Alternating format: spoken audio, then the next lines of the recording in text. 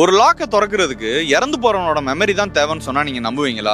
ஆமாங்க, இதுதான் ஹிஸ்டரியிலே நடந்த most bizarre experiment to prove the life after death. Doctor Ian Stevenson இவர் சாதாரண ஆள் இல்ல, உலகம் ஃபுல்லா மறுபிறவி பத்தின ரிசர்ச் பண்ண ஒரு பெரிய சயின்டிஸ்ட். ஆனா இவருக்கு கோஸ்ட் ஸ்டோரிஸ் மேல நம்பிக்கை கிடையாது. அதுக்கான ப்ரூஃப் வேணும் அப்படின்னு எதிர்பார்த்தாரு.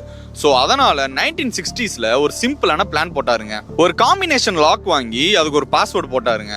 அந்த பாஸ்வேர்டு அவரை தவிர இந்த உலகத்துல வேற யாருக்குமே தெரியாதுங்க. ஏன், அவர் ஃபேமிலி மெம்பர்ஸ் கூட தெரியாத மாதிரி பாத்துக்கிட்டாரு. இவரோட சேலஞ்ச் ரொம்ப சிம்பிள்ங்க. அவர் இறந்ததுக்கு அப்புறம் அந்த காம்பினேஷன் கோட நான் ஏதாச்சும் ஒரு கோஸ்ட் டாக்கர் மூலியமாவோ இல்லாட்டினா யாரோ கோஸ்ட் கிட்ட பேசுறவங்க மூலியமாவோ நான் வந்து சொல்லுவேன் அப்படின்னு சொல்றதுதான்.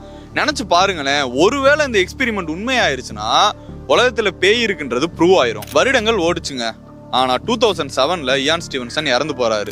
அவர் இறந்து போனதுக்கு அப்புறமா அது யூனிவர்சிட்டி ஆஃப் விர்ஜீனியால அந்த பூட்டு அவருக்காக காத்துக்கிட்டு இருந்துச்சு. உலகம் ஃபுல்லா இருக்கக்கூடிய 100க்கும் மேற்பட்ட பேய் கிட்ட பேசுறவங்க வந்து ஏகப்பட்ட தடவை ட்ரை பண்ணாங்க பேசுறதுக்கு. ஆனா யாராலையுமே சரியான ஆன்சர் சொல்ல முடியல.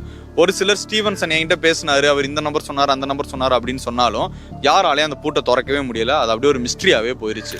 40 வருஷமா லைஃபை பத்தி ரிசர்ச் பண்ண ஒரு மனுஷன் ஒரு சின்ன நம்பர் லாக கூட திருப்பி வந்து அவரால் சொல்ல முடியல.